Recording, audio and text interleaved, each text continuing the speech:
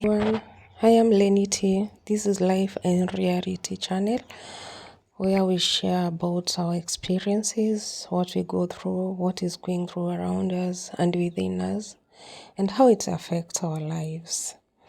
Before that, I want to share a short story with you. Hope this will inspire someone somewhere. Some years back,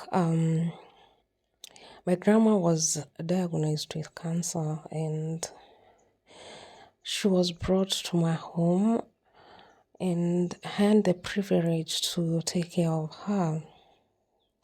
At that time, what went through my mind was I need to make sure she's fine, she's comfortable, she's happy, she's fed, she's taken to the clinic, she's taken her medication, the usual things that we do when we have a sick person.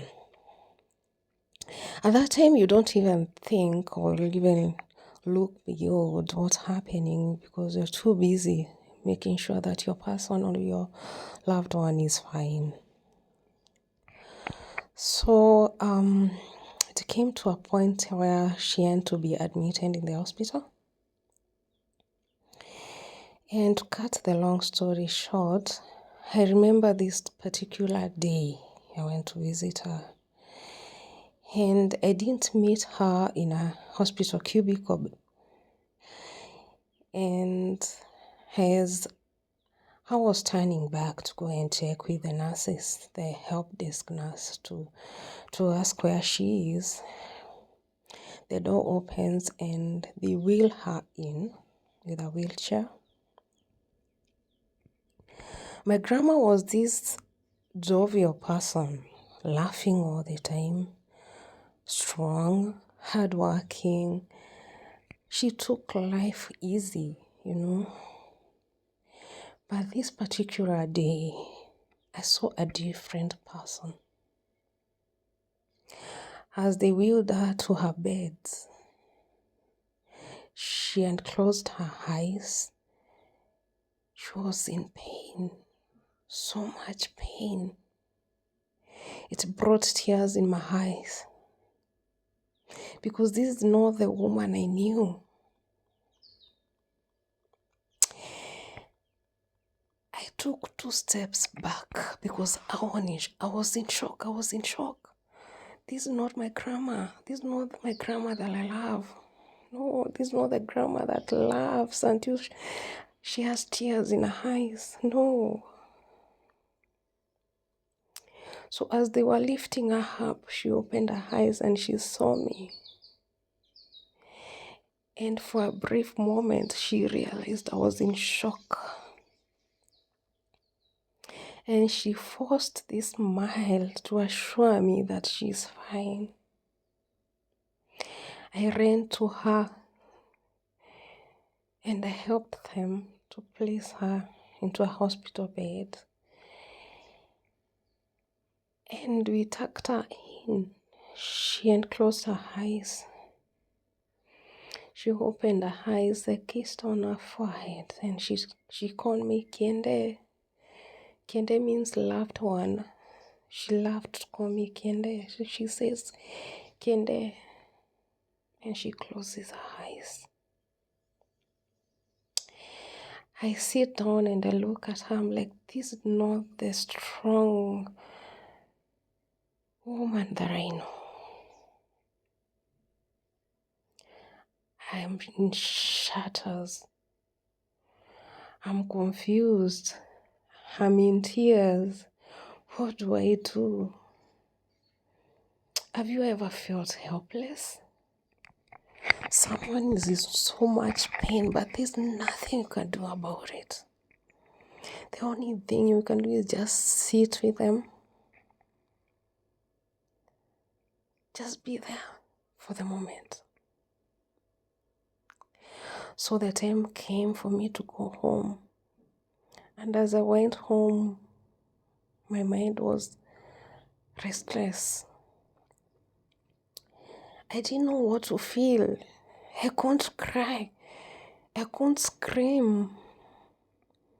I didn't feel like talking. I didn't feel like answering questions. I was just in shock. Who is this person? I couldn't wait the next day. But I remember calling her doctor and telling him, we need to stop. We need to stop with the therapies. We need to stop with the medications. She can't take it anymore. We need to stop. That's the only thing that came in my mind. We need to stop. I felt like we are killing her with this medication. We need to stop. And the doctor tells me, relax. I'll come tomorrow and check on her and see if we can stop. And I tell him, no, we need to stop. You don't understand. You need to hear. We need to stop. And I hung up. The whole night, all I did was to pray. And I prayed, God, please, let me meet my grandma. Please, God. The next day, I didn't take breakfast. I woke up so early. I prepared myself and I rushed to the hospital. I was the first at the door. I'm waiting for the doors to be open to see my grandma, because the way I left her yesterday was not the same person. I knew. So when the doors opened, I went straight to a cubicle and I was expecting the worst. When I opened the door, there she was. My lovely grandma, my beautiful, lovely grandma, dancing to the rhythm of rumba, with two nurses calling her young Manyanga, young grandma. And I'm like, Grandma, is this you? Grandma, is this you? And she says, yes, my daughter, this is me. How? How, Grandma? And she holds my hands and she says, my daughter, you need to have a seat. And we sat down. She looks into my eyes and she says, my daughter, yesterday was a season of pain. And I had to accept. I had to go through it and feel it. And I accept the medicine to work because it was supposed to be a season of pain. But today is a different season, a season of dancing. Not because my pain is gone, but no.